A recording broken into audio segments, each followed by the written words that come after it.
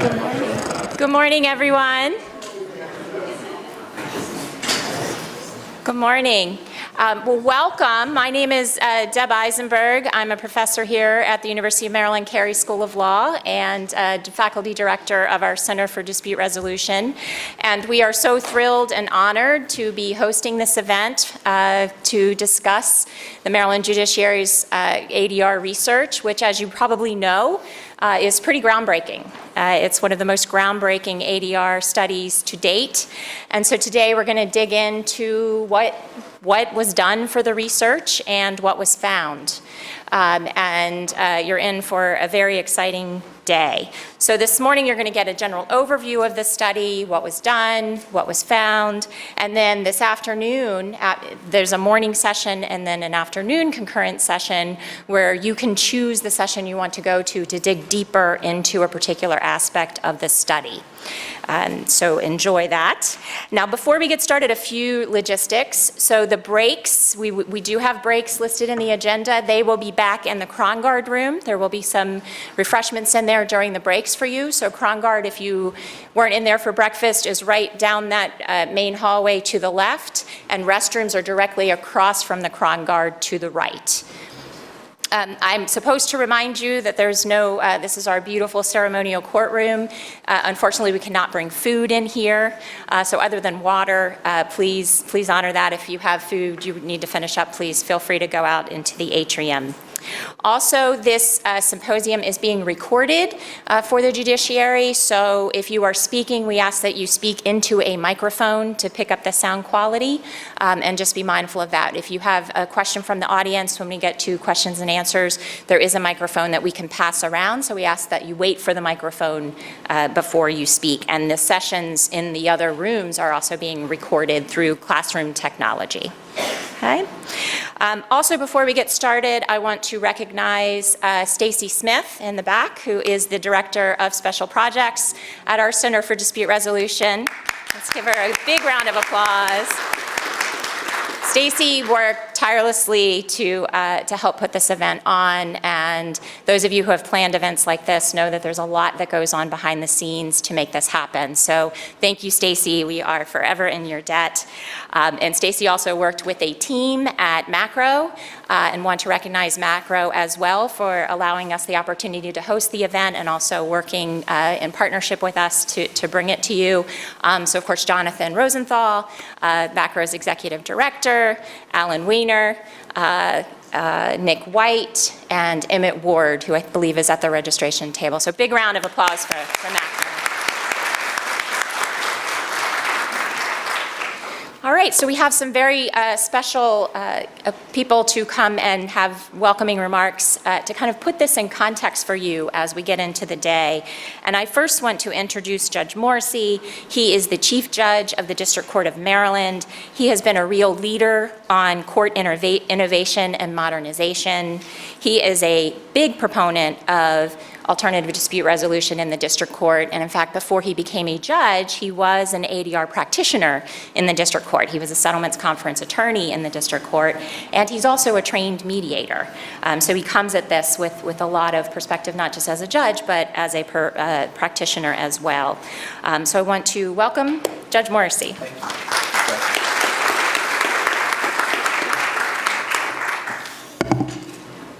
Good morning, everyone. I bring regards from Chief Judge Barbera. Unfortunately, she could not be here. Her court is in session today, so you could, if you wanted to live watch it on webcast in the breaks, you'll be able to do that from your iPad if you'd like to. Sometimes it's very interesting, the arguments. I also bring regards from Pam Harris, the state court administrator. She also was called by the Court of Appeals, and you can't say no when the Court of Appeals says come over, you have to go over. She did give me her remarks though, and I won't do justice to Pam being here, but if you'll bear with me, I'm just going to read her remarks that she had prepared for today. About 5 years or so ago, judicial leadership made a commitment to serious research about the costs, benefits, and long-term effects of Maryland's judiciary's support for ADR services statewide. Maryland was at the time and still is a national leader in ADR, so we wanted to know what benefits there were to the state, to the courts, and to the people over and above simple settlement rates and participation satisfaction data. To answer those questions, the Maryland Judiciary embarked on a journey to conduct research in a way that hadn't been done before in the field of ADR. It was a research project that called upon local wisdom as well as expertise from around the country, and one that used our programs in circuit courts and the district court to understand more fully the benefits of mediation and other conflict resolution processes. It was a sophisticated and broad-based research project that would take a critical look at the impact of ADR on the people who use it, on the judiciary, and would help us understand what is happening behind the closed doors of an ADR session. Sounds kind of naughty, doesn't it? Like, remember, I didn't write this. I'm Pam Harris right now, right? Closed doors. In addition to reaching out to the best and brightest in the field from around the country, some of whom are here today, we also reached out to find partners willing to explore these questions with us. Chief among those was the State Justice Institute, or we refer to it as SJI, and its executive director, Jonathan Mataleo. Is Jonathan here by any chance? No? Okay. This project would not have happened but for their support early on and continuing throughout the project. Today you'll hear answers to many of the questions raised by this research. The findings delve far deeper than mere settlement rates and exit survey data, which of course are both important. But with this study, we will have learned so much more. We believe that this research is the first of its kind in the country to look at shifts in attitudes between people who go through ADR and those who use the regular court process. It looks at the effects of merely going through ADR, regardless of whether an agreement is reached in ADR, and it looks at the benefits when agreements are reached in ADR compared to resolutions reached using the regular court process. We also examined both the impact of ADR on litigants and their counsel, their expertise in ADR, and even the techniques used by our ADR practitioners to see what effects they had on litigants, settlement rates, repeat litigation, among other results. The level of sophistication in this research allows us to see how much of the positive attitudes or case outcomes are truly related to the effects of ADR as opposed to other factors. She would like to thank you all for being here as we start a new conversation about what this research means to us here in Maryland, how it fits into the national discourse concerning ADR, and what comes next in our ongoing efforts to expand high-quality ADR practice statewide. Because of the hard work and dedication of so many people here today, ADR is central to the judiciary's mission to provide fair, efficient, and effective justice for all. So those would conclude Pam's remarks. So everybody get their, it's now me. Now I'm talking. Thank you. Now it's me. And as the professor mentioned before, I'm a true believer of ADR.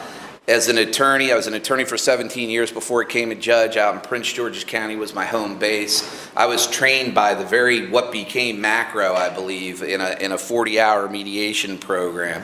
And I volunteered regularly, usually 3 or 4 times a quarter, because I loved it. I wanted to be part of it. I felt like I was using a skill that I hadn't used very much before, and I knew it was helping, and I believed in it, and I really loved it.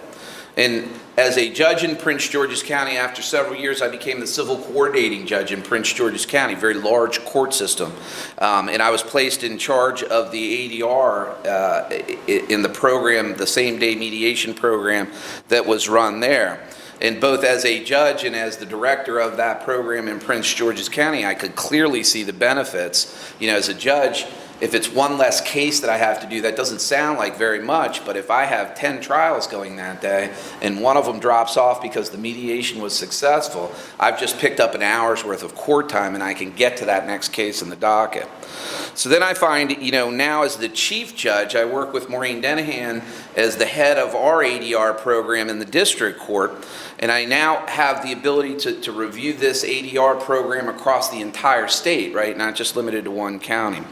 So I find in this new role, though, as chief judge and as kind of the director in looking to where we're going to go with ADR, that statements like, I know ADR works, and things like I really believe or I love the ADR process is oftentimes not enough to convince others about how important ADR is to the district court in particular and to the court system generally. So this research and all the hard work that went into it is very, very important to the district court and to all of our courts, and to me in particular. There's three main takeaways that I got from the research. The cold hard facts, statistics, and findings is the currency that make others believe. It proves what we already knew. We knew ADR was working, right? But now I can point to an empirical study that says, yes, it is working, and that's very valuable to me. The ADR program is successful, and that by expanding the use of this ADR program, I'm heading in the right direction, right? I have some validation behind me to say, let's keep going in the direction we're going. Let's even go faster in the direction that we're going. Let's expand. The second main point demonstrated by these studies is that ADR supports the court mission in expanding access to justice. It's clear that we need to better understand how people perceive justice in our courts. And what these studies show is that ADR can be very beneficial to how people perceive their experience in the court.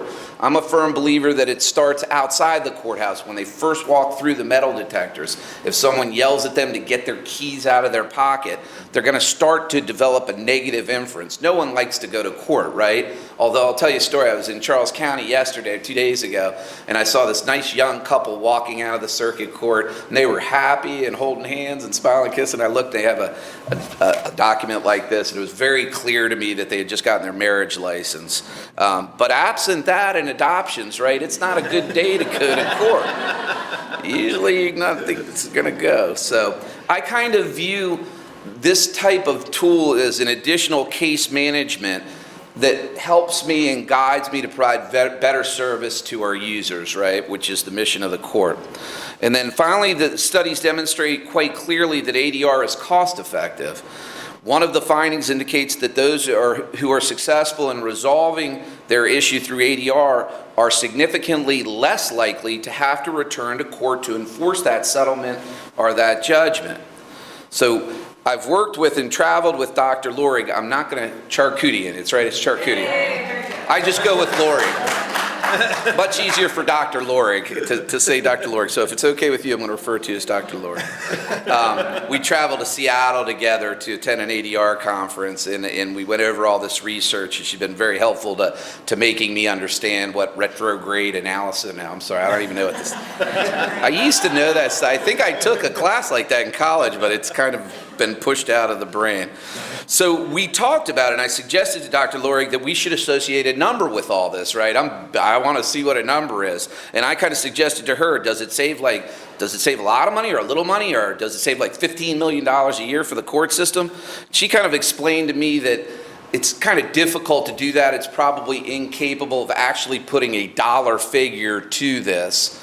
So what I was thinking was, well, if nobody can verify, why don't we say it saves us $20 million? But I have listened to her sage advice, and I've kind of stick with what I was saying before. The studies show that ADR can reduce docket size, which turns into more time for the cases that can't be resolved through mediation. And it gives greater satisfaction to the users in the court system, and I think that's extremely valuable to the court. Through these studies, we're able to shine a spotlight on the importance of ADR in our court system by not only highlighting areas that we may be succeeding in, but equally as important to help identify areas where we can do better. And that's really my purpose and what I try to do. Is I've had some very smart people come before me, and people have worked very hard on this. I can't take credit for any of this, but what I can do is utilize it to its maximal effectiveness. It's critically important during these difficult economic times that we face that we maximize our resources and improve our processes. These studies allow us to do just that. I'd like to thank all of those that participated in these standards. I understand there were a number of universities, including obviously the University of Maryland, and I thank you very much for hosting this, particularly Dr. Lorig, who's nationally and internationally recognized for this innovative research. And I'd also like to thank the prior administration for having the foresight to initiate this study, and to Pam Harris, as well as Chief Judge Barbera, for their steadfast and unwavering support of the ADR mission. And with that, I am now off of the John Morrissey, and I'm going to sit back down and turn it over to Tom. You're going to introduce Tom? Great, thank you. Thank you. We really are lucky in Maryland to have judges who are such wonderful proponents of ADR. It just makes me so happy when I hear Judge Morrissey speak, and our next speaker, Judge Ross, who is the chair of the Maryland Judicial Council's ADR committee. He created the ADR program in Queen Anne's County Circuit Court, and that is a one-judge court, and in a short period of time has really expanded the quality ADR program in that county. And he's created a subcommittee on research and grants, because he's also interested in what is the data, what is the research behind this process. So, Judge Ross. All right.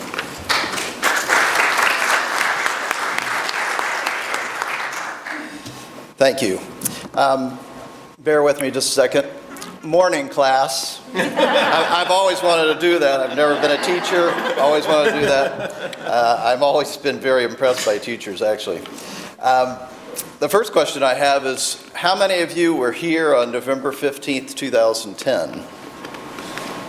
Very good group, very good group. That was quite a meeting for me. I was pretty much a novice in the ADR area.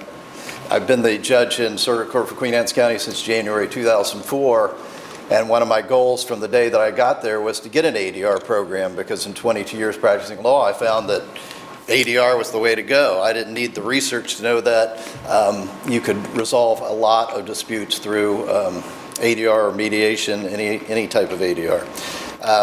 And it took 5.5 years to get to a point where we actually had a program other than a program of settlement conferences, which were not what I wanted in terms of getting the numbers of cases to settle. So consequently, that 5.5 years, I learned quite a bit about ADR from the standpoint of how to get an ADR program going, and that took quite a while before we had anything other than mediation for custody cases.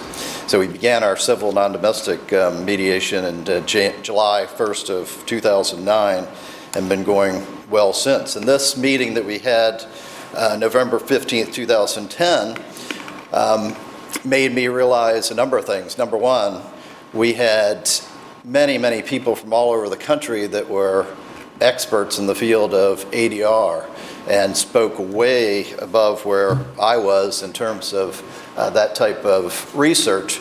But having heard that, it was clear to me that the Maryland Judiciary, through the Chief Judge Bell and State Court Administrator Frank Broccolino, were very interested in getting to the bottom of, well, if it works, what are the costs to it, and what are the benefits? Are we benefiting from it from a monetary standpoint? I could have told them yes, but I wouldn't add any of the reasons for why that was the case. So we are very fortunate in Maryland, because at all levels of our court, Chief Judge Barbera, Chief Judge Krauser with the program they have in the Court of Special Appeals, Chief Judge Morrissey in the District Court, and even the Conference of Circuit Court judges, although I will say that until 2009, we weren't as far along with ADR as probably the other levels of court, because we're not unified in any way. But we have many, many very good programs in circuit court, and they're getting bigger and better as we go. So what I took away from that meeting was that we were investing in ADR and in the research that was needed to tell us a number of things. So from my standpoint, that's a very good thing, because we were just beginning our program. We were beginning other programs in our circuit and on the Eastern Shore, where really there's very little in the way of ADR up to that point. Since then, since I have been fortunate to chair the ADR committee, particularly in the last year and a half, we've had presentations from Dr. Charkoudian and Jamie Walter about the research at the ADR committee, and I think all of the committee members have realized the amount of work, the tedious work that goes into this type of research in terms of data collection, the analysis of that data, putting together what the findings are. I can't even talk about all the levels that they go through in terms of the research to get to the point that we are at today, 5.5 years later. So I am very appreciative of the work that's been done and very thankful that we're here today to talk about it. I'm going to learn as much today as any of the rest of you, hopefully. The ADR landscape in Maryland is booming, and I think other states realize that. We're expanding it at every level. If you look at the meeting that's coming up, the joint bench bar meeting, in 2 weeks, 2 of the programs are on ADR, and one of them's on expanding it into areas of probate and the orphans courts and guardianships. So I think there's a lot more room to go. There are courts that still in circuit courts that don't have civil non-domestic mediation that we're going to be looking at the ADR committee level. So I think that we are at the forefront now, not only in the nation, but more importantly in the state of Maryland, because if you recall, one of the things that happened when Chief Judge Barbera arrived was that the court essentially was restructured and the committee system was completely restructured. We had more than 100 committees and subcommittees, and when the National Center of State Courts did their study, one of the things they said is we needed to cut down the number of committees. So the resolution of that in the Judicial Council was that there would be 11 full committees. And up until that point, ADR had not been a committee. And all of a sudden we are not only at the top of the list of committees by virtue of the fact we're A, but we are one of the 11 committees.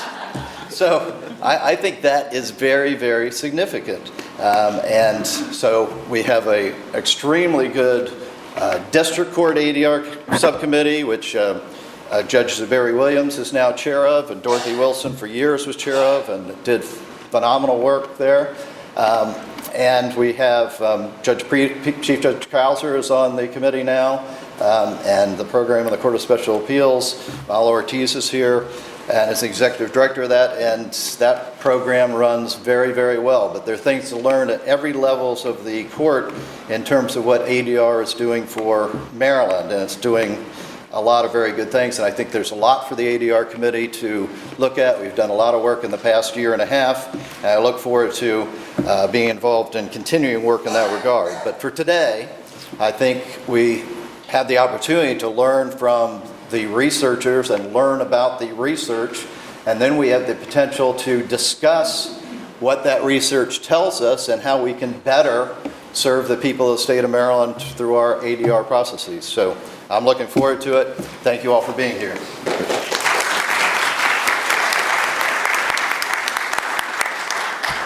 All right, so before we get down to it, Lou Gieszl is going to kick us off a bit here. Many of you know Lou. He was deputy director at Macro. He is now assistant administrator for programs for the Administrative Office of the Courts. And Lou really was one of the visionaries, along with Rachel Wall, along with Roger Wolf, our founder here at the Center for Dispute Resolution, who really worked together to try to develop, not only expand ADR in the courts, but really pay attention to things like ethics and quality and evaluation. So, Lou?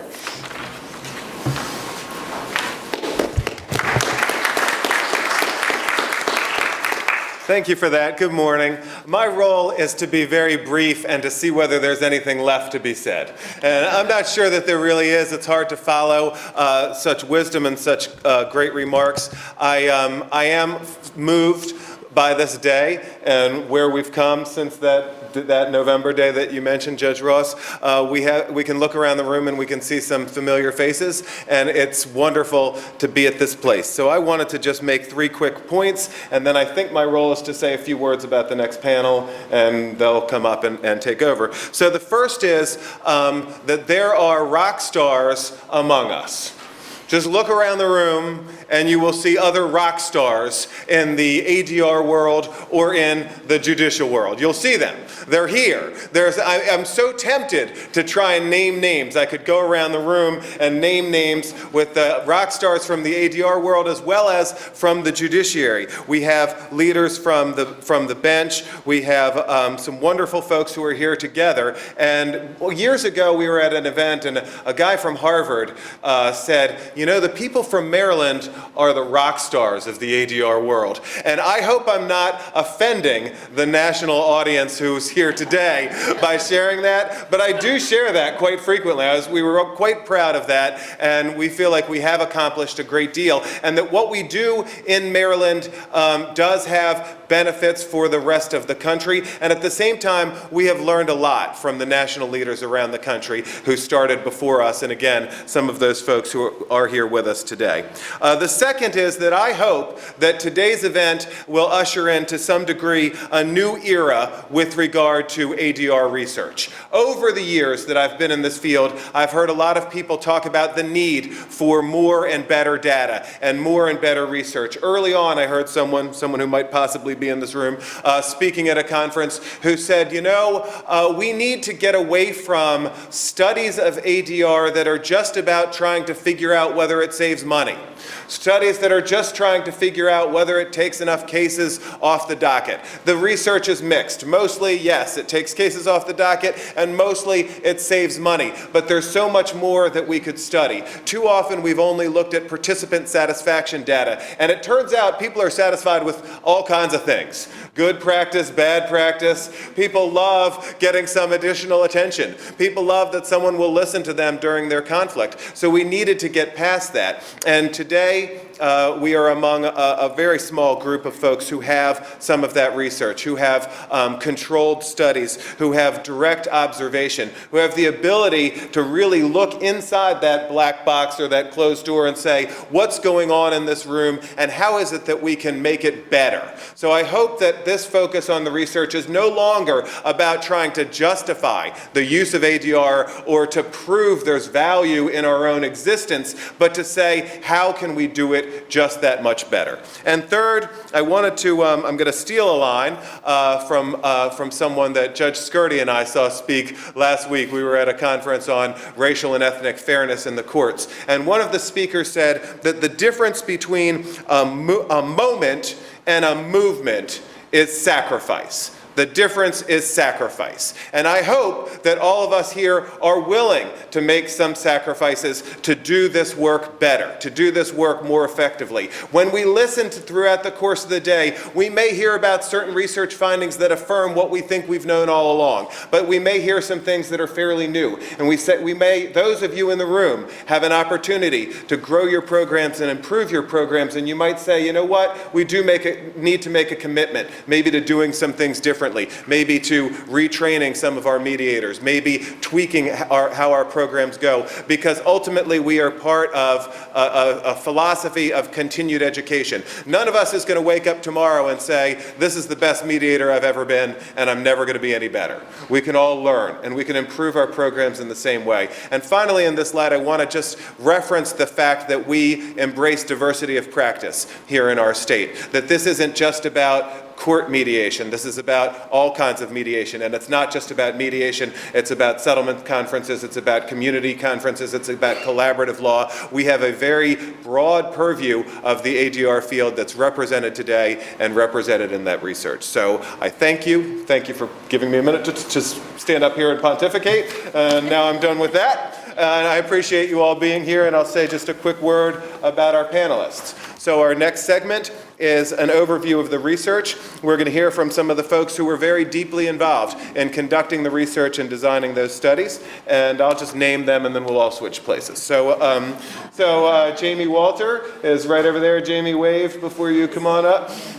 Jamie Walter is the director of our court operations office. She's a phenomenal evaluative researcher, and she's got a great head for numbers, and we stole her not too long ago from the district court, so she's an an essential part of the team at the Administrative Office of the Courts. Also, we stole recently from the District Court Jonathan Rosenthal, who many people know. Jonathan's already been introduced, the Executive Director of Macro. He worked at Macro for a long time as the Court ADR Resources Director, and then in between ran, at a very critical period, the ADR office in the District Court. And then, of course, there's Dr. Lorig, Charkoudian, who has been the principal researcher in a number of these different areas. Lorig has a Ph.D. from Johns Hopkins University, and I'm one of a handful of people who's actually read that dissertation all the way through because I was her editor, and it's amazing stuff about cost savings for the police department, for community mediation, and some of the same research techniques she used here today. And then finally, nobody introduced you, Deb Eisenberg, who just stood up and is the MC and runs CDRUM and is a very distinguished professor of law here at the Francis King Carey School of Law. So thank you all for your attention, and we're happy to now shift gears.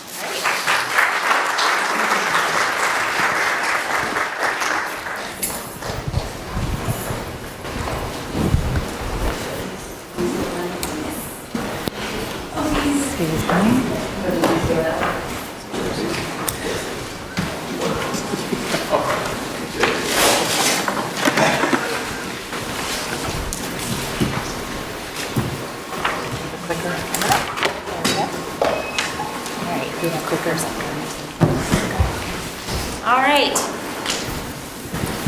So I'll stand up here for the microphone. So you've heard a little bit about this from our initial speakers, so I'm going to breeze through it a bit here so that you can actually get into the meat and hear from our wonderful rock star researchers about what was actually done. So as you've heard, the Maryland ADR study is more comprehensive and rigorous than most ADR studies to date, and it's not possible to really overemphasize how groundbreaking and exciting this is for the ADR field and for courts across the nation. So the first question you heard a little bit about is, why was this research done in the first place? And as you know, Maryland's judiciary has been on the cutting edge of developing ADR programs, but the judiciary really wanted to know, how is it working? Right? How can we improve things? Made a big investment in mediation, settlement conferences, lots of other processes. Let's figure out what's really happening. Now, ADR research, as you probably know, is very difficult to do.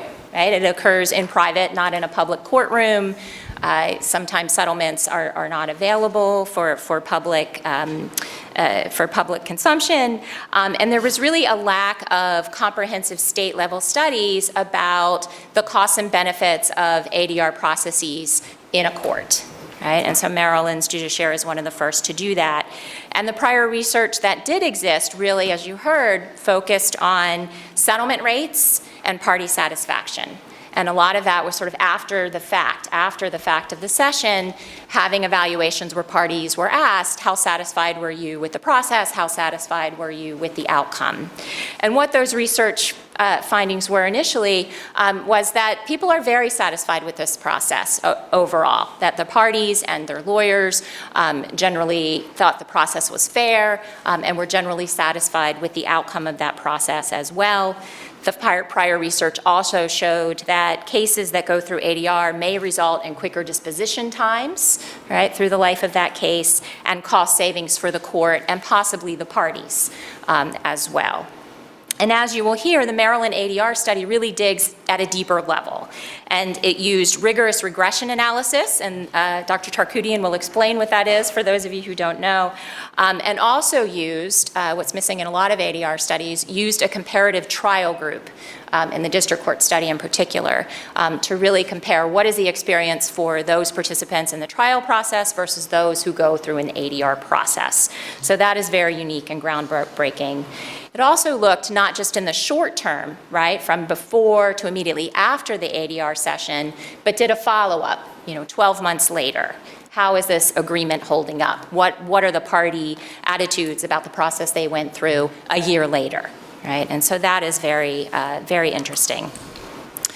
Prior to this study, there also was a scarcity of really solid empirical studies, which connected mediator strategies with particular outcomes.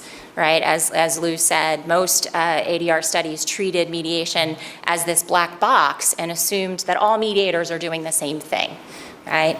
Or prior research was at a more theoretical level about different mediator styles and not really looking at, if a mediator asks an open-ended versus closed-ended question, what's the impact, right? If a mediator reflects emotions, what's the impact?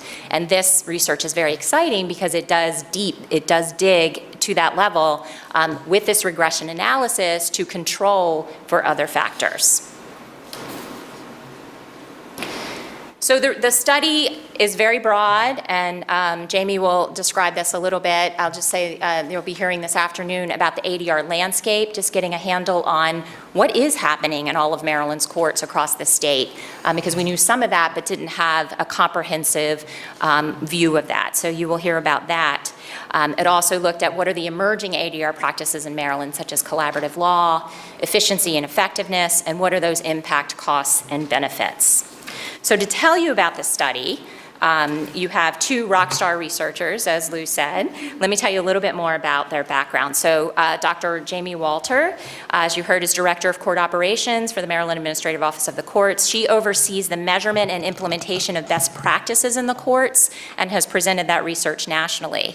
And before joining the court, she was a college professor and human services director at Albion College. So she has a Ph.D. in research psychology from the University of Maine, and she is a certified faculty and certified court executive for the National Center for States Courts Institute for Court Management. And Jamie will be describing the overall scope of the research and offer some highlights from some of the studies, including the landscape, community conferencing, collaborative law, and civil non-family. After that, Dr. Charkoudian will present 4 different studies for you on which she was a principal investigator. The district court day of trial comparison of ADR versus trial, the what work studies of mediator-specific interventions in child custody and district court small claims cases, and the short-term impact of mediation on criminal misdemeanor cases. So some really exciting stuff. As you heard, Lorig has a Ph.D. in economics from Johns Hopkins, and a lot of her research and publications to date have focused on what's the cost savings to public institutions like police departments, like courts, like state agencies of integrating ADR processes like mediation.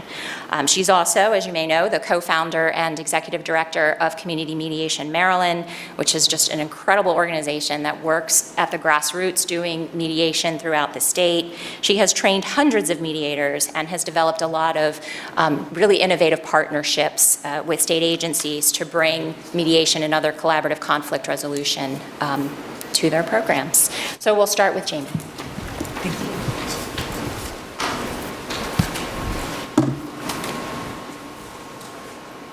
Okay, well, from the beginning of this research project, I mean, it's so great to see so many people here who were here back in November of 2010, because back then we knew that in order for this project to work, that we were going to need the support of a lot of different people with a wide variety of backgrounds. And one of the things we're really fortunate to have was to get a grant from the State Justice Institute. This project really would not have happened without their help. But we also really relied on the support of Chief Judge Bell and State Court Administrator Frank Broccolina, who said at the time, we have a significant financial and philosophical commitment to ADR in Maryland. So we really want to understand the processes better. And I really applaud them for that, for having the leadership to say, this is an important program that is in a lot of ways really well established. We need to understand what these processes are, what's happening in these ADR programs around the state. And also we had the support of the district court chief judge, past and current, the state court administrator currently, Pam Harris, and thank you for her remarks earlier. But really, one of the things that I felt really fortunate about in this project is that we could pull upon the expertise of national leaders in the field. And they came together, as Judge Ross mentioned, they came together for a meeting on November 15th of 2010, and since then worked with us to really refine the methodology. And at the time we had a lot of leaders in ADR in Maryland too. Like, I just want to call out a couple people who are here now who have since retired, like Roger Wolf, who was really a leader. I think we should all give Roger a big round of applause. As really a leader in the field in Maryland for ADR. And with any project of this kind of scope, we needed to have the help of different court professionals to help us through these hurdles. We had a really great advisory board, or not advisory board, advisory work group that included trial court researchers and court staff, including people like Sandy Dalton and Barb Domer, who is now retired too. This project's been around for so long that I actually have had 3 jobs since that November 10th meeting, but it's nice to have come back full circle. And I also want to thank Diane Polowitz. I know she's here. There's Diane, who's the former director of court operations that started this project off. It wouldn't have happened without her. And I want to take a moment too to thank Judge Ross. I think that his support and leadership in this has been really fundamental from day one, from that November meeting, to really help guide us and give us some feedback. So he deserves a lot of credit for this too. Okay, so I want to walk you through the jurisdictions that we selected because we were very intentional about this, and we spent actually quite a bit of time at the beginning of the project really deciding which sites we were going to look at. So really the first thing that we needed to do was do the ADR landscape, which was really a snapshot in time of what ADR practices were happening in Maryland and where. So we did interviews, Toby did interviews all around the state with ADR program managers and other court staff. And really that document helped us incredibly to decide which sites we were going to select. And although this project has been going on for 5.5 years or so, we didn't start in each jurisdiction right away. We knew where we were going to be heading out. We were very intentional from the beginning to make sure that we had good geographic representation, demographic representation from around the state. So even though we weren't using for every case type, every county, we could say that across case types, we were looking across the entire state. Okay, so I'm going to include collaborative law in this too because collaborative law was really just emerging at the time, but we did do surveys from statewide lists of attorneys. Okay, so then we added, from there, community conferencing in Baltimore County and Baltimore City. And district court day of trial were really one of the first rigorous long-term empirical studies we looked at. So the day of trial comparison was Baltimore City and Montgomery County, and in those counties we were looking at cases that went to trial and cases that did not, cases that went to trial and cases that went to ADR. And then we added to those looking at the strategies mediators were using. We're now moving out to more rural jurisdictions, including Calvert and Wacomico. And we added at that point the family strategies that were similar to what we were doing with the district court strategies, looking at what the mediators are actually doing behind that closed door. We in this case chose Charles County, Anne Arundel County, and Baltimore County. And those, again, we were very intentional about this selection, not just geographically, but those 3 counties were selected because of their program characteristics. So for instance, Baltimore County, we know we have some Baltimore County people here, have staff mediators. Other counties use roster mediators, so it was really nice for us to have a variety of different program practices that we could look at. And then finally, criminal, we were really fortunate that we had 2 counties that were fairly similar, right next to each other. One that had a strong ADR program, which was Washington County, and one that did not, which was Frederick County. So we could compare the 2 for district court misdemeanor criminal cases. And then Circuit Court Civil General, we were really racing the clock. So I say that we were intentional about our selection. Our counties did change along the way here because programs would start to develop. We had this balance that we had to sort of play against, which was we needed a county that had a program And we needed counties that didn't have programs that were large enough that we could collect a lot of data. And that was actually hard to come by because more and more counties were starting to start civil general ADR programs. So we ended up with these 4 counties, Howard, Baltimore City, Baltimore County, and Cecil County. Again, Judge Ross was really instrumental in trying to get us to his circuit. But again, his circuit started like really quickly moving from one county to another county, developing these ADR programs. So we couldn't exactly say, Judge Ross, please stop. But okay, so I wanted to give you a little bit of the highlights of some of these research projects. We're going to be talking about them on a lot more detail for the rest of the day. But this is sort of our teaser trailer for you. Give you a few highlights from each of the studies, and then you are going to break out the rest of the day and sort of decide which ones are ones you want to learn about a little bit more. But of course, they're all on our website, mdcourts.gov/court operations. So let's start with the landscape piece. For the landscape piece, again, we did look across the entire state, and allowed us to have a comprehensive view of Maryland's ADR programs that were court affiliated across the entire state, based on interviews with ADR practitioners and court staff. And it really let us see the who, what, why, where, when of ADR. These interviews were conducted from July 2010 through January of 2013. So it's really a snapshot in time, and this is something that I think the judiciary will want to update as we go along. I mean, this is like a baseline at this point. And I'm sure that there are programs that have changed since then. So as an example, for child access is mandated in all counties, but it tells us a little bit about where it's happening, how it's happening, and again, some programs we found were using rosters, some programs we had already known were having in-staff mediators. We know most of the time it happens in the courthouse, but not always.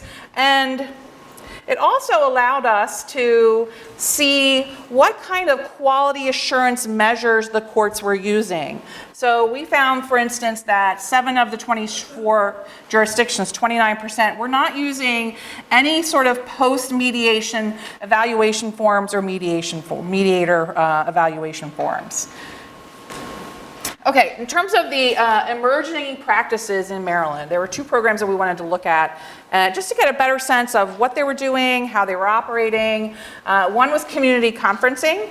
And with community conferencing, we were really fortunate in that the director of community conferencing, Lauren Abramson, really keeps incredibly good records. She has very good records of recidivism, of their ability to stick to the agreement. And so we were able to look at those and sort of verify whether or not these programs were working, community conferencing. With collaborative law, again, this was a very new program in Maryland. There were only, I think at the time, 13 states that had an ethical body say that it was allowable based on the professional standards for attorneys. So even with that, there were very few attorneys at the time who were practicing collaborative law. We did do surveys and interviews of collaborative law attorneys to better understand sort of what are some of the barriers that they have to collaborative law practice. Some of them were, for instance, a lack of understanding by the public about what collaborative law was or is, a lack of understanding by other attorneys about what collaborative law is, and the perception that the costs to conduct collaborative law are prohibitive.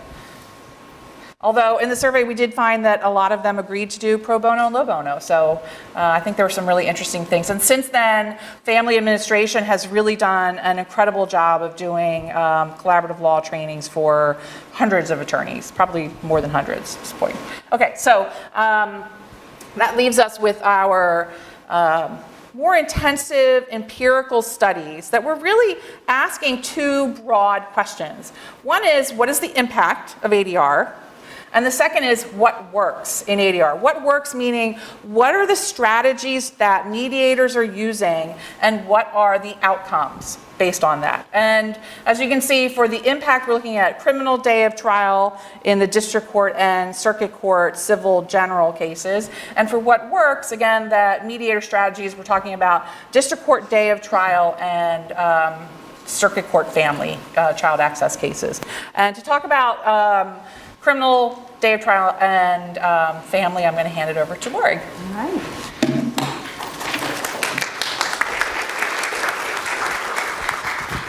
So at this point, I feel like I've been introduced so many times, and the research has been introduced so many times. I'm just going to say, any questions? So, all right, so I want to start with this slide. So here's, it was such an honor to have this opportunity. I know the researchers in the room are a little bit jealous that we got to do this here in Maryland, because to have the kind of commitment that the leadership of the Maryland Judiciary has had, both the previous leadership and the current leadership, to delve this deeply into not just does it work and does it work to get cases off the docket, but does it work to get cases off the docket? Does it work long-term to keep cases off the docket? And what are the societal benefits beyond just pulling the cases off the docket in terms of relationships, in terms of how people handle future conflicts, in terms of how it impacts other public resources that are out there? That was important to the Maryland Judiciary leadership to know. And then beyond that, to say, and how do we make sure we're doing it as well as we possibly can? And so the impact stuff, which I'm going to talk about in a minute in more detail, in order to say, is it working and how is it working, requires that we have people who are going through the process, and then we have equivalent folks who are not going through the process. And so this was a really unique thing that we got to do in Maryland. Often what we're looking at when we look at impact studies, and I'll put that in quotes, because we go, well, here's a bunch of folks who went through ADR, and they were real happy, and here's a bunch of folks who didn't go through ADR, and they weren't as happy, but things were okay for them. And then we go, so the difference is people who go through ADR are a bit happier than folks who don't go through ADR. And a lot of the stuff that we look at out there sort of is essentially that. And so what it means is that we don't know actually that it was ADR that caused that difference between the people's experience. And so what we had a chance to do in Maryland in our impact studies is get enough data about the folks going through the process, but also enough data about equivalent folks not going through the process that we could control for all the other things that might be affecting the outcomes that we see as differences. And so that really has been done almost never across this country in ADR, and that's a really exciting thing to be able to do. What I will say about it is, in order to do it, it requires that we have people who are going through the process and people who aren't going through the process. And so this kind of comes to the piece Jamie was saying is, as we started the process, more and more counties were saying, well, I want to do that too. And we're like, great, we're really glad you want to do ADR, but if you want to wait a couple years, we can get through the research first.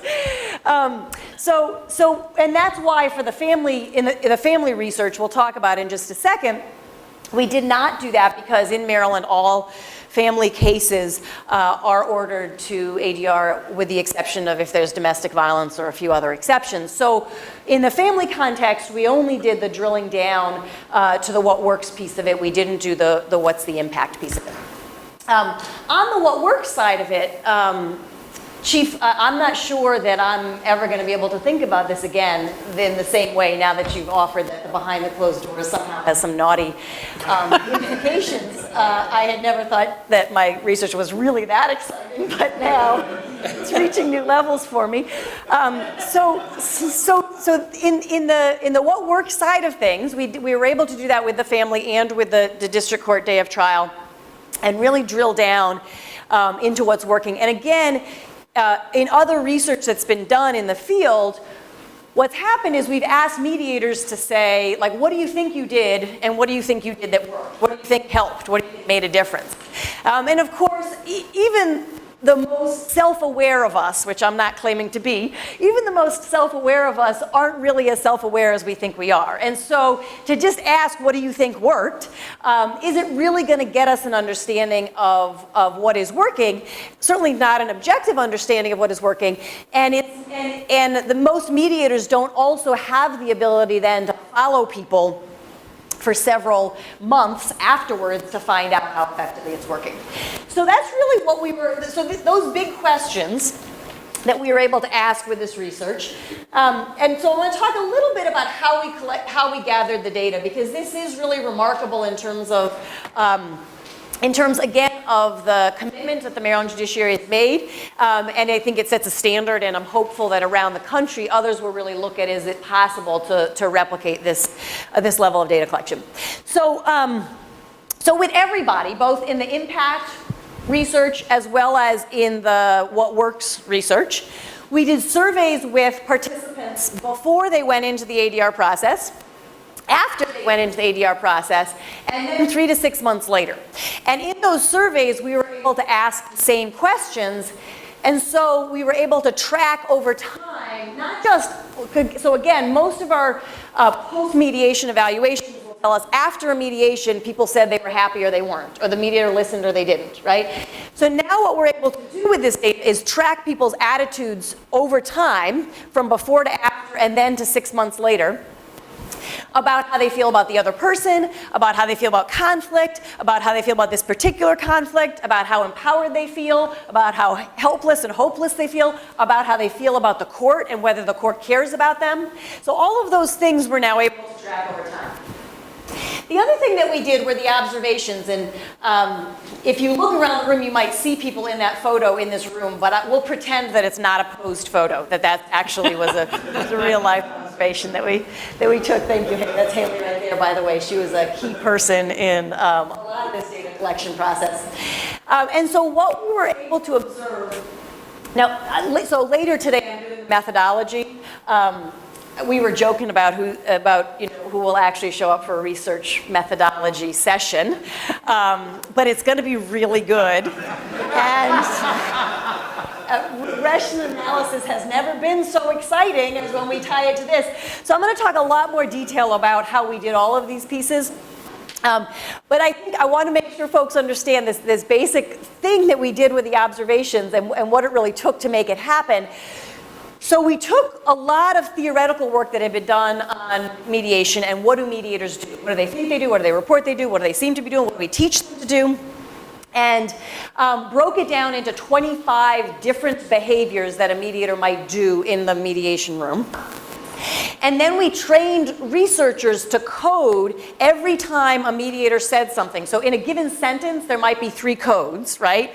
So if a mediator is saying, for example, it sounds like he felt really devastated when he got home late with the kids, right? So there would be a feeling word would be coded then in that particular thing. And then maybe the mediator says, have you considered exchanging cell phone numbers? And then suggestion would be coded because the mediator just made a suggestion. So literally everything that was said got coded in some kind of way as a mediator strategy. But then, of course, we've been talking about we need to hold constant for all the other things that might be affecting our outcomes. So we need to know how the participants are acting as well, right? So if we have mediators who are doing a lot of telling people how to, you guys need to calm down, you need to calm down, you need to calm down, and then we conclude that when mediators say you need to calm down, people aren't as happy, well, we don't know. Maybe the mediators were saying you need to calm down only to people who are acting out of control, and so really it's people who act out of control who aren't as happy. It's not the mediator strategy that affects that, right? So we need to know what the participants were doing as well. So we had another 25 codes of all the different things that the participants might do in the mediation. So if a participant says, I'm really grateful that you were there for the kids on that time, there's a code for care appreciate. If a participant says, you really shouldn't have done that way, there's a code for wrong. If a participant says, you're an asshole, there's a code for put down. So every different thing a participant might do, there's a code for. And so what that allowed us to do then was to really isolate the impact of the mediator strategies regardless of what the participants might be doing in the room. So the observations was probably the most expensive and what made the most sort of comprehensive nature of the research that we were able to do. Once we have all of that data, we use the, so again, remembering that there's two different sets of studies that are going on. One is the comparison between people who use ADR and those who don't. And for that, we need a control group. That's equivalent folks who aren't going through the ADR process. And I'll talk later today about how we created those control groups in an ethical way, more or less.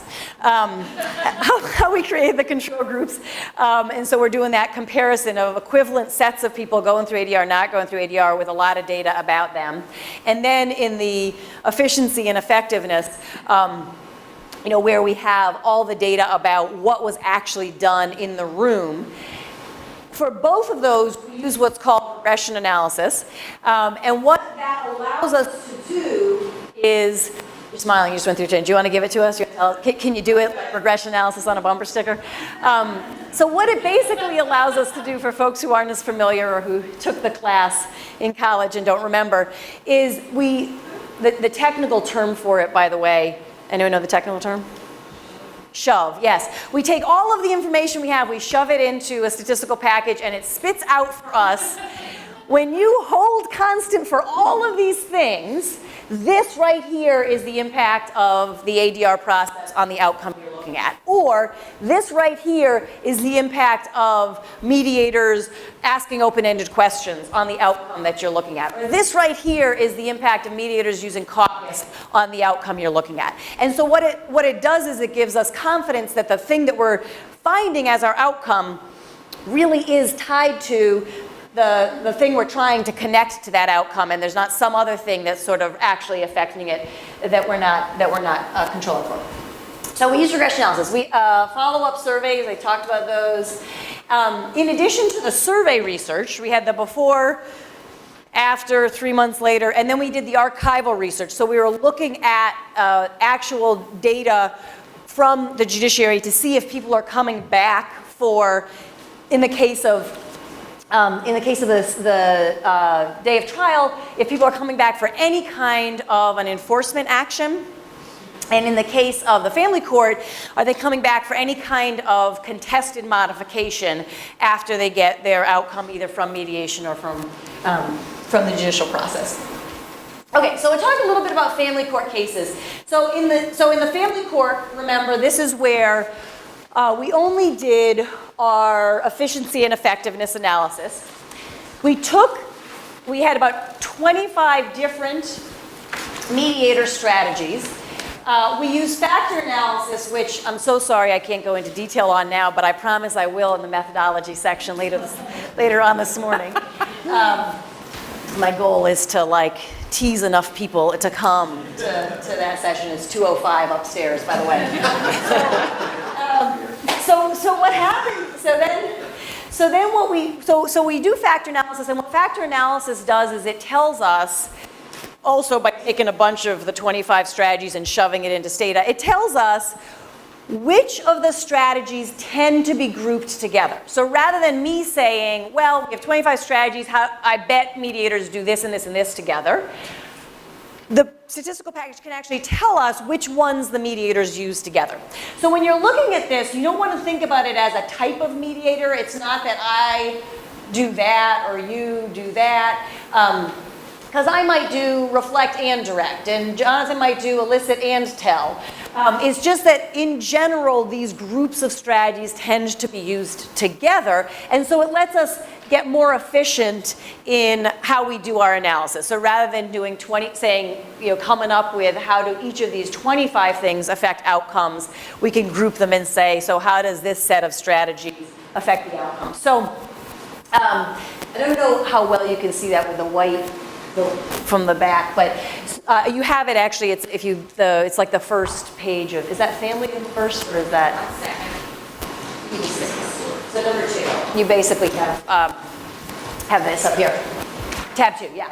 So tab 2, the top half of tab 2. If you look at that, it tells you what the different approaches were, and then what we're able to do is to say, okay, so what happens when mediators use those strategies.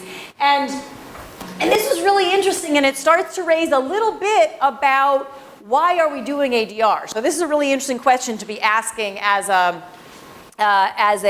field. And in theory, one of the reasons that we're using ADR in the family court context is that we think that it'll help parents better co-parent in the long term, even if they're split and they hate each other, that they are more effectively able to co-parent together.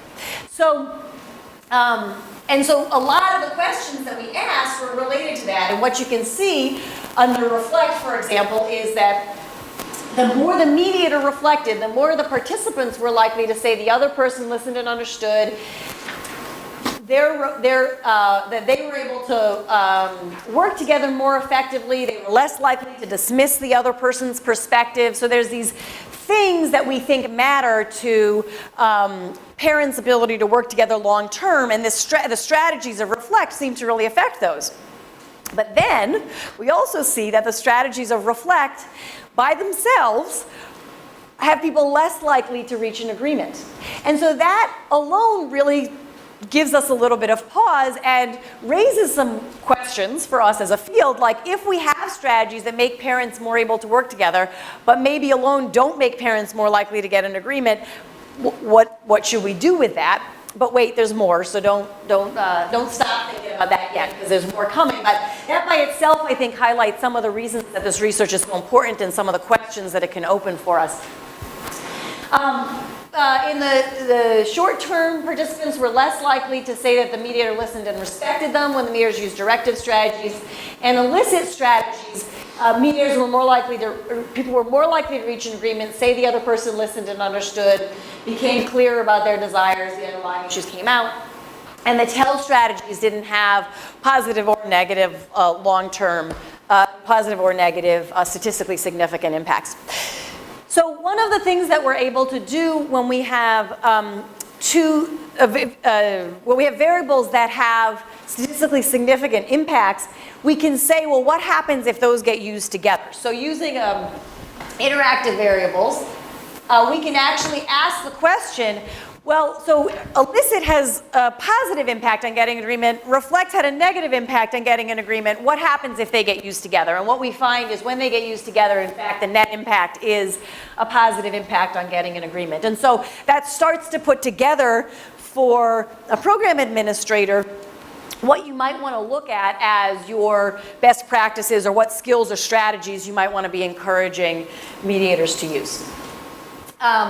In the long term, now remember that part of what we looked at for the long term was whether or not people came back with an adversarial motion of some sort, contested modification, those kinds of things in the family court context. And so the directive strategies done in the mediation, the more those strategies were used, the more likely the participants were to come back to court in the next 12 months for some kind of adversarial motion, and the more adversarial motions they were likely to file. And so now we have outcomes that let us look at what helps parents better able to work together, but we also have outcomes that tell us what mediator strategies affect whether or not people are coming back and using more court resources. Now caucusing was an interesting one for a couple reasons, and I think again this highlights the value of this research because so the caucus variable was what percentage of time was spent in caucus. So what percentage of time were people in private session, what percentage were people together. And so what we find in the family court context is the more time the mediator spent with people in private session, the more likely the participants were to say the mediator listened and understood them, right? Like, I get to hang out with you in private, you're listening to just me, I like you.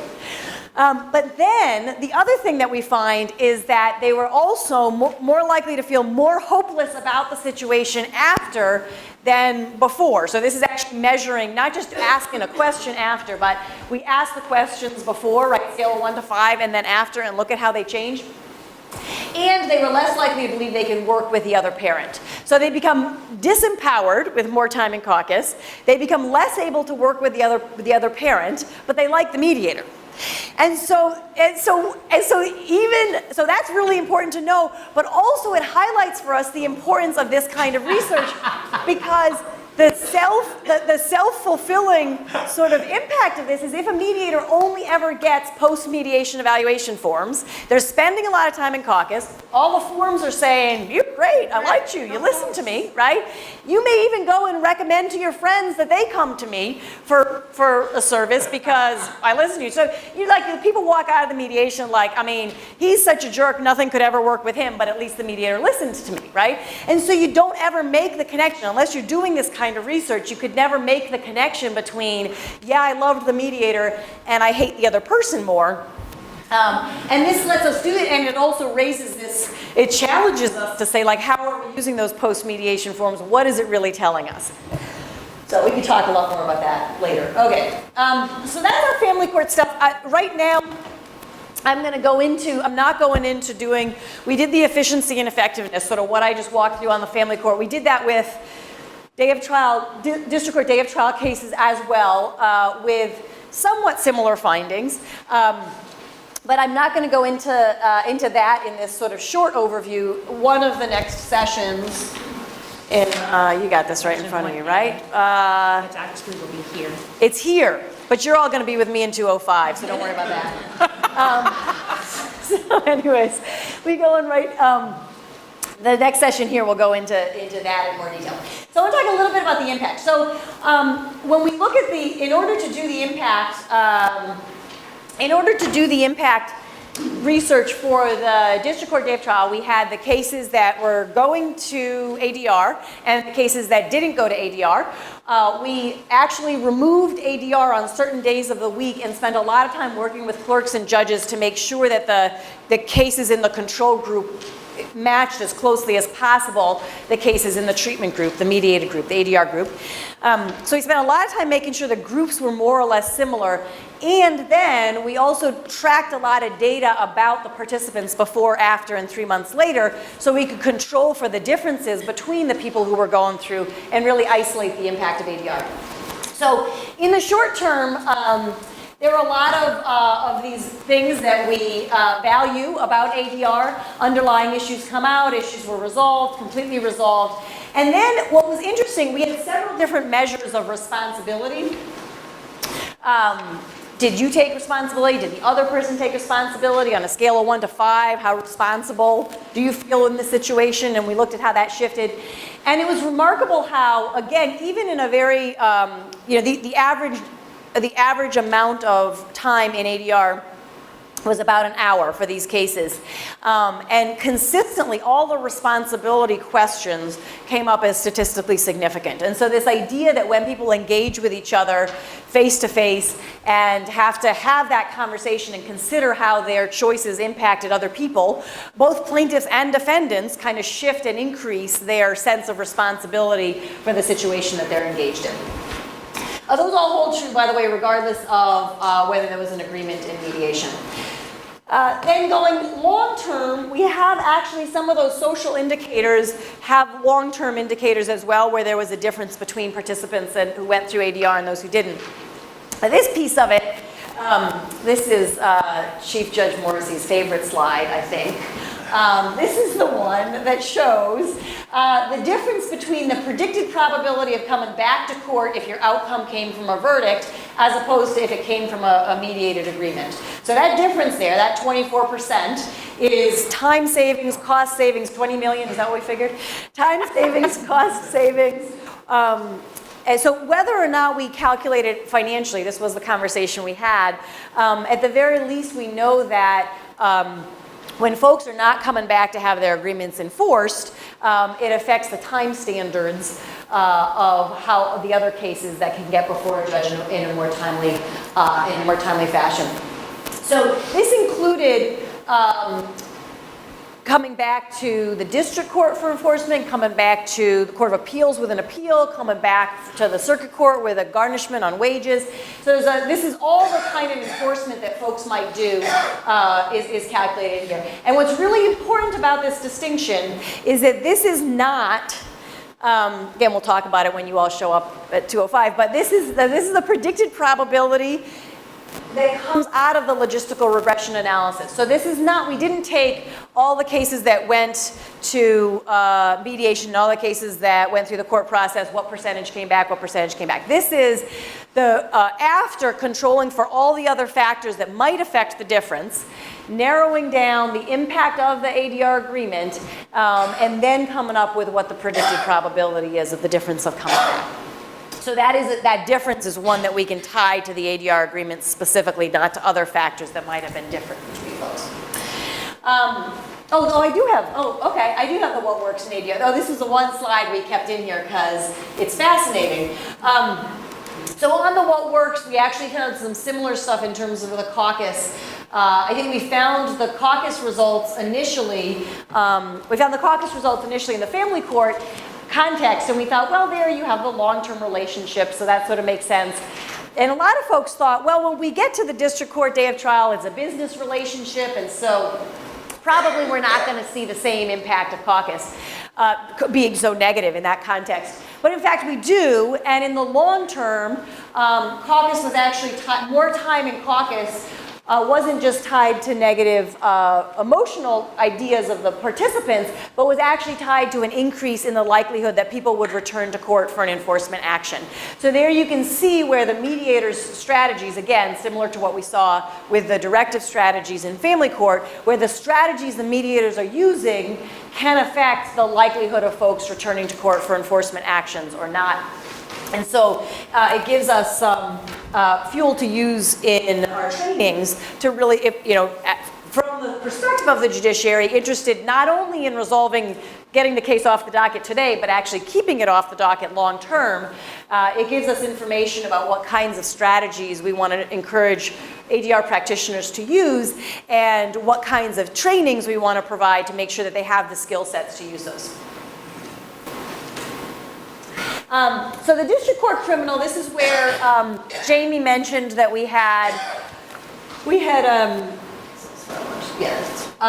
Jamie mentioned that we looked at Washington County. So again, this question about how do you get your control group, how do you make sure it's similar. So Washington County, Frederick County, relatively similar. One difference is the Washington County State's Attorney refers misdemeanor criminal cases to mediation before folks get to court. And in Frederick County, they don't do that. And so we figured out a way to pull the cases that were similar to the Washington County cases that get referred, pull them also in Frederick, and then do interviews before folks get involved in the judicial system in Frederick, before they get involved in mediation in Washington County, and then after, and then 3 months later. And then we also are tracking what happened in court, immediately, and then what happened in court over the next 12 months. At this point in time, we have the short-term analysis done. We're still waiting on some data for the long-term analysis. And so what we looked at in the short term was, what did any judicial action take place? So when folks showed up in court, was there a guilty or not guilty plea, probation before judgment, anything that took sort of resources of the court to address that case beyond steading or null processing the case. Jury trial parade. So that was sort of the first thing. Was there any judicial action on these cases? Then the next thing that we looked at was specifically breaking out jury trial parade out of that, because that's a level of judicial action and resources that goes beyond just kind of what a standard hearing might look like in a district court criminal case.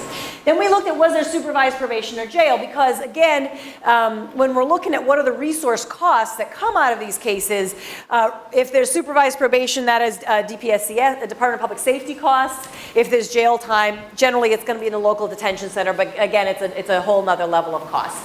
And then we looked at, did it result in a criminal record for the folks involved? So these were the 4 short-term variables that we were interested in looking at. Well, I'll just tell you, it works. No.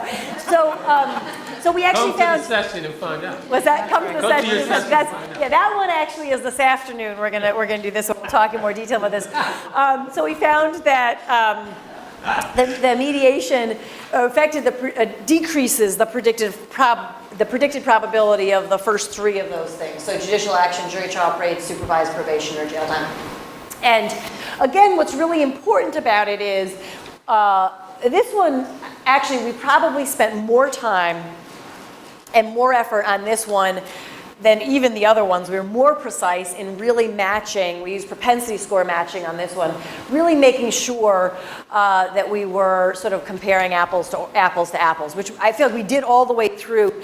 But on this one, because you had so much discretion of a state's attorney making a determination, we sort of looked extra hard at the data and making sure we were matching so that when we found the differences, we wouldn't just later say, well, you had just the judgment of the prosecutor that resulted in that difference, that it really was a case that, had it gone through the other process, would have looked differently. And I'll talk a little bit more about the strategies that we used for that, but it leaves us very confident in our findings on this. And we're looking forward then to getting long-term data to be able to say, so then what happens in the subsequent 12 months? So you don't have these things happening in the short term. Already we know that saves the judiciary resources.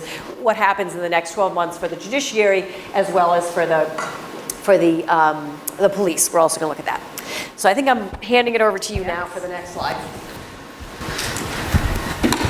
Thank you. All right, so Lorig got to talk about some of these naughty behind closed doors things about mediation.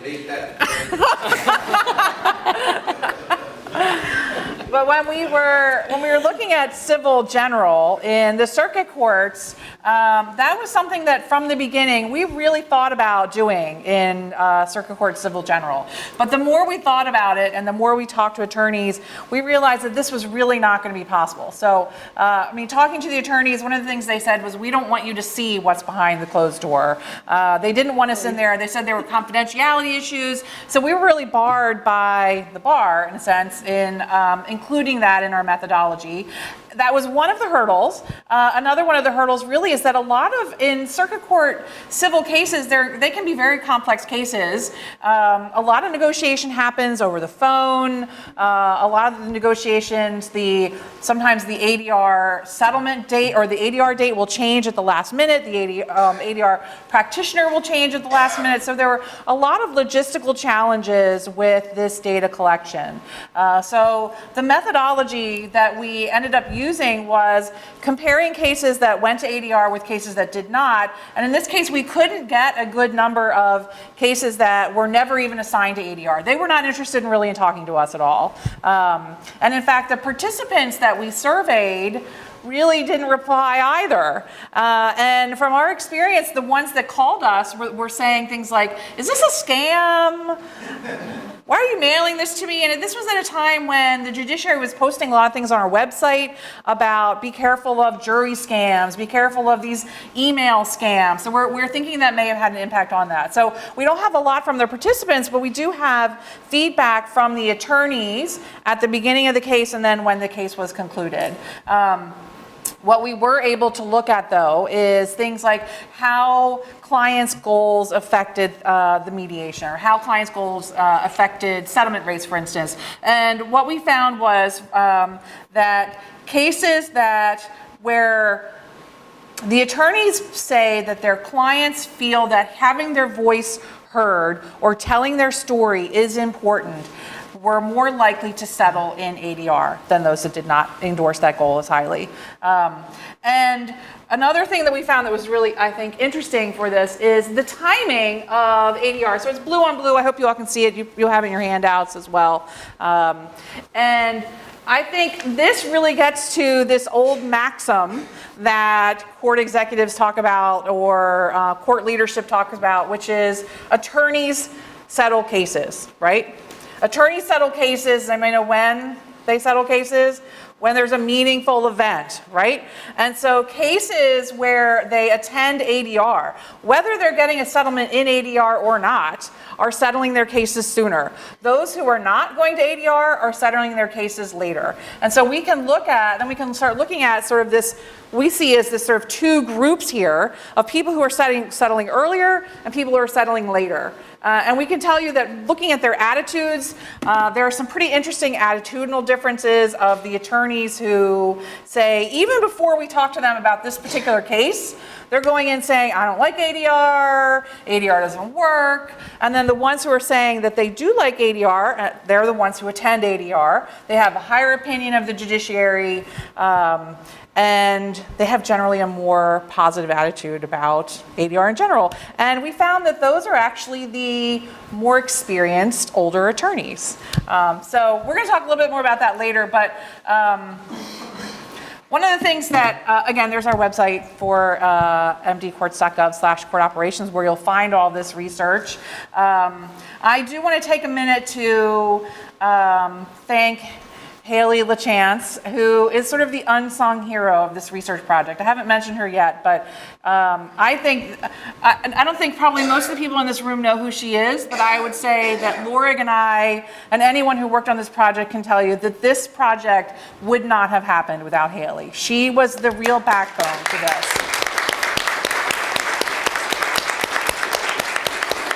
I mean, there were so many times where anyone who's worked on a large-scale research project knows that it doesn't always go smoothly, it doesn't always go perfectly. You find a county that says yes at first, says, maybe we don't want to, or they suddenly develop an ADR program and we have to scramble, or we find attorneys say, this survey is way too long, I'm not going to do it.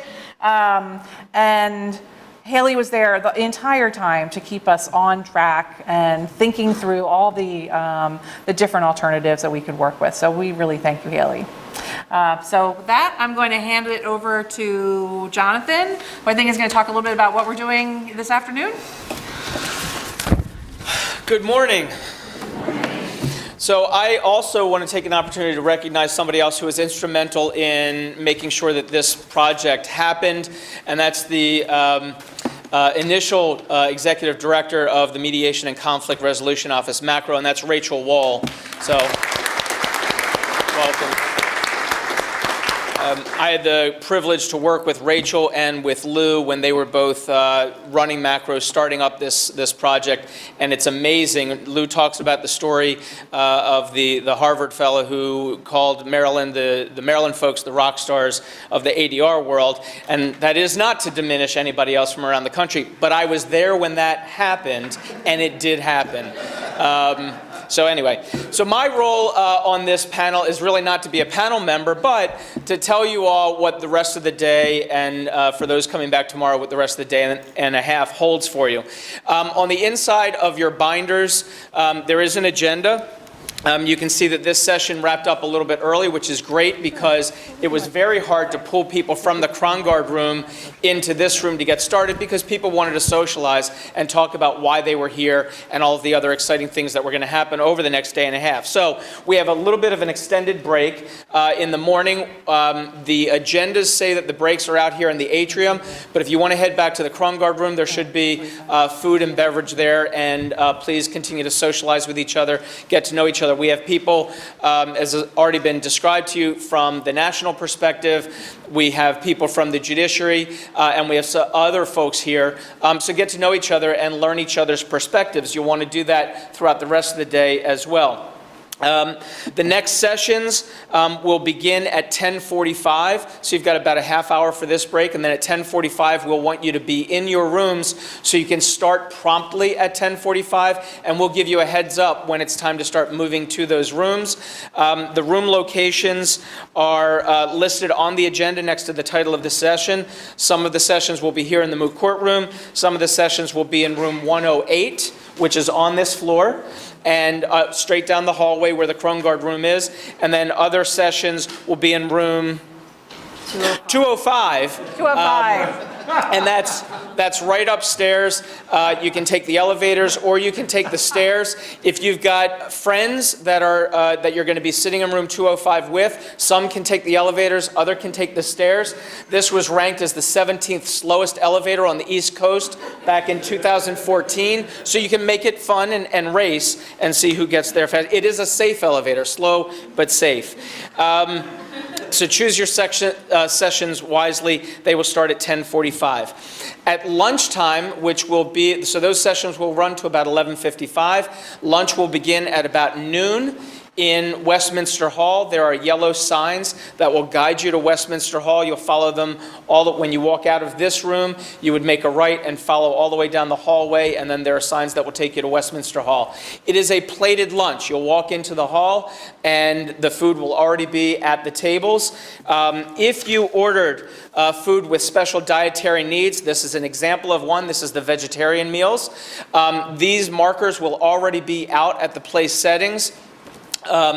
If you want to move if you ordered one, you should sit with the food that you ordered. If you want to sit with friends and they've chosen a different table, you can take your plate, take the card also, and you can swap them. So there's no worry about doing that. But let's not move the placards to a plate that's not vegetarian or gluten-free. We could have other issues on our hands. So these will be waiting for you in the lunchroom.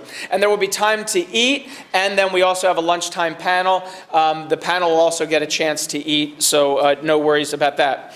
And the last thing that I wanted to mention before we sent you back out to the break, or if there are any other announcements, Deb can give them to you. At every session that you go to today, you will see one of these sheets. They might be blue, it might be white, it might be goldenrod, or it might be the coral color. The top of the sheet says, "What do you think?" And then there are a variety of questions. We want you to take these seriously. You can write notes on any note paper that you brought with you, but also answer some of these questions. Things like, what did you hear in this session that surprised you? What did you hear in this session that you think we need to promote or we need to encourage people to do? How might we improve our current ADR programs?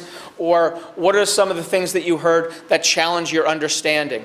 Already in this session, we heard some things about what we might need to teach some of our practitioners. And it's not just what we might need to teach them, it might be how do we need to do it, right? We already know that there's pushback from attorneys who say, well, the cases that didn't settle, it's because they were the more difficult cases, or the people weren't happy because those were the more difficult cases. Well, we've learned a little bit from Lorig, and if you go to room 205 for the next session, you'll learn more. But what we've already learned is the methodology accounted for those kinds of cases. And we need to teach that stuff to the attorneys and to our practitioners so that there's better understanding. So use these sheets, write them down. At the end of the day, we'll have a session where we ask you what you found striking, what you found surprising, what you think is important for others to know. So please utilize these throughout the course of the day. We do want to hear from you. That's all I have. So with that, we'll send you out to the atrium, to the Krongard room for your break, and the next sessions will begin at 10:45. And welcome, enjoy the day. So, that's really funny because I thought you were supposed to make remarks, which is why I was making sure you finished it's because I never wanted to find out. Oh, that's a shame, because the reality That's nice. I wouldn't. This way than